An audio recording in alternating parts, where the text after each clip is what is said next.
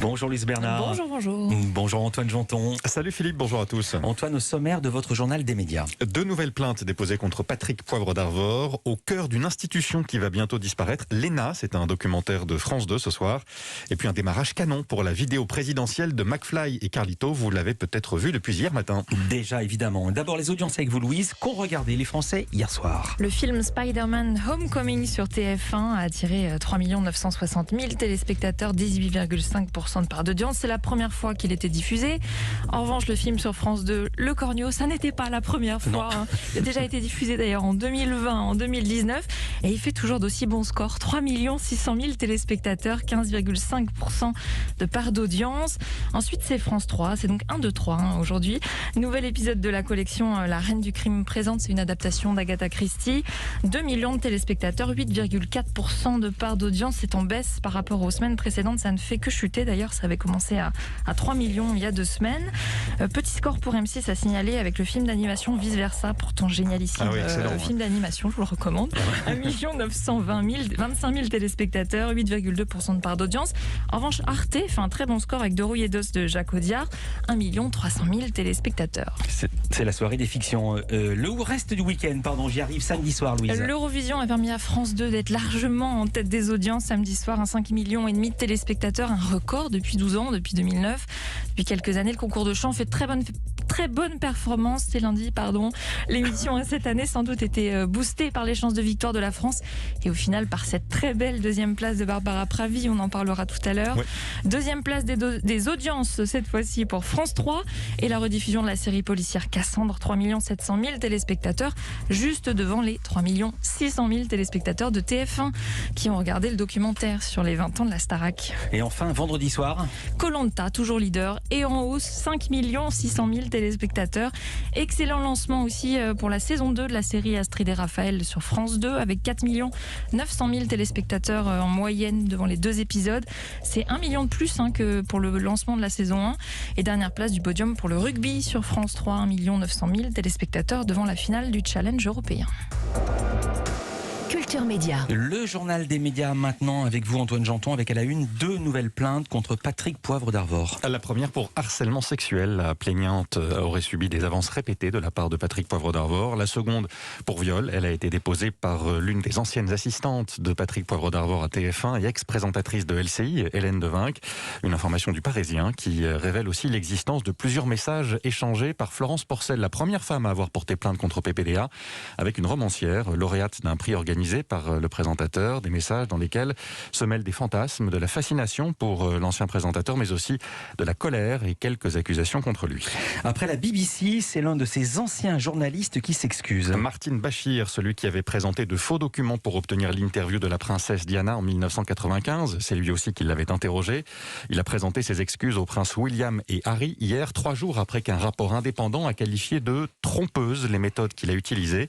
Martin Bashir qui a démissionné de la BBC la semaine dernière pour des raisons de santé, juste avant la publication du rapport. Le Focus programme du jour, c'est un documentaire consacré à l'ENA, diffusé ce soir sur France 2. Un film dont le tournage s'est fini après l'annonce de la suppression de l'ENA, on va y venir. L'idée de ce documentaire était de voir sur le terrain si les critiques régulièrement adressées à cette école étaient justes ou non. Les élèves sont-ils déjà déconnectés de la réalité? Sont-ils tous issus de milieux privilégiés? Pour y répondre, sa réalisatrice, Virginie Linhart, a suivi pendant 1 an et demi quelques-uns des élèves de la promotion Hannah Arendt, et ce qu'elle a pu voir ne correspond pas aux reproches souvent adressés à l'ENA. Il y a cette image comme ça de gens complètement hors sol, déconnectés de la réalité, qui viennent de milieux très très privilégiés. Et bon, tout ça c'est quand même largement battu en brèche. Quand on suit cette promotion pendant 1 an et demi, on voit que d'abord ils viennent d'horizons différents, ils se posent des questions différemment et surtout on voit que leur formation est quand même extrêmement pratique avec tous ces stages. Et moi l'hypothèse que je fais c'est que si les hauts fonctionnaires responsables de la haute administration sont déconnectés du réel, c'est pas à l'ENA que ça se passe. C'est peut-être plus tard. Voilà, et notamment quand certains embrassent une carrière politique, mais ils sont très peu à l'avoir fait. 200 élèves environ sur les 6500 formés par l'ENA depuis 1945. Dans ce documentaire, il y a des moments jamais filmés auparavant, les premiers pas à l'école, le séminaire d'intégration, l'attribution des postes en fonction du classement de sortie de l'école, des moments que les futurs hauts fonctionnaires ne vivront plus.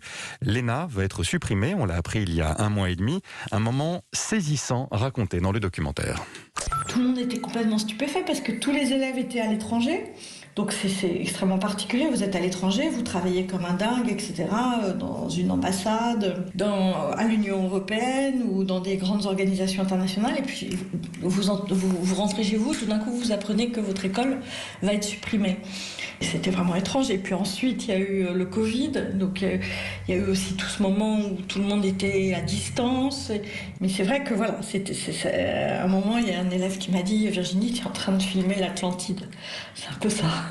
Virginie Linhart, réalisatrice du documentaire. L'énarque est un humain presque comme les autres. C'est ce soir à 23h15 sur France 2 dans la case infrarouge. Et preuve que l'énarque est un humain presque comme les autres, il y en avait un hier dans une vidéo des youtubeurs McFly et Carlito. Oui, c'est Emmanuel Macron, le président est avec eux à l'Elysée pour un concours d'anecdotes. C'est l'une des séquences phares du duo. Résultat, près de 7 600 000 vues déjà en à peine 24 heures pour cette vidéo. Vous l'avez attendu, on l'a obtenu grâce à vous. Il y a quelques mois, vous nous lanciez un défi. C'est vrai. Et donc ce défi est rempli, nous voici pour un concours d'anecdotes. C'est le combienième? Le 8e, le 9e? C'est pas notre premier et c'est bien pour ça qu'on va gagner. On va vous rappeler les règles maintenant. Oui, les règles du concours d'anecdotes. Face à face, une anecdote chacun. Alors là, vous êtes seul. C'est pas un problème. Donc il y a 2 anecdotes longues pour vous, 2 anecdotes courtes, une longue, une courte chacun. On choisit l'ordre, etc. Ça, c'est libre. D'abord les longues, ensuite les courtes. Oui. Ah oui, pourquoi? Parce que c'est quand même nous les boss. D'accord. Voilà, donc très détendu pour cet échange enregistré la semaine dernière. 3 mois après le défi lancé par Emmanuel Macron, obtenir 10 millions de vues pour une chanson qui faisait la promotion des gestes barrières. On en avait parlé ici même. Un échange, un concours d'anecdotes donc qui s'est conclu par un match nul. Et donc chacun a un gage. Emmanuel Macron devra poser un cadre avec une photo des 2 vidéastes lors de son allocution du 14 juillet. On sera là pour vérifier. McFly et Carlito devront survoler Paris le même jour dans un avion de la patrouille de France. Moi, tu parles d'un gage, moi j'aimerais bien survoler. Il y en a un qui a peur de l'avion, c'est pour ça. Ah bah voilà. Pas de réclamation de la France à l'Eurovision. C'est Delphine Ernotte qui le dit, c'est elle la présidente de France Télévisions qui gère la délégation française. Pas de réclamation donc, quel que soit le résultat du test que va passer le chanteur du groupe italien qui a remporté la compétition juste devant la française Barbara Pravi. Il est soupçonné d'avoir consommé de la cocaïne pendant la soirée. Et voilà. Et voilà. Non, il a juste niffé du verre pilé. Toutes ces infos. Attendez. Vous me devez une bouteille de champagne. Pourquoi? Parce qu'elle est dans le top 5, Barbara Pravi, et on a parié vendredi. Je n'ai qu'une parole. J'avais oublié. On est passé du rosé au champagne. Heureusement qu'Antoine en reparle. Ah oui, c'était du rosé. Bon, tout Ça va. sera respecté. Toutes ces infos, sauf le champagne, c'est sur la newsletter média d'Europe 1. C'est gratuit. Avec inscription modération. sur europe1.fr. Évidemment. Merci Antoine Janton. Merci Louis Bernard et son champagne. À demain. À demain. Pour le journal À des demain. médias.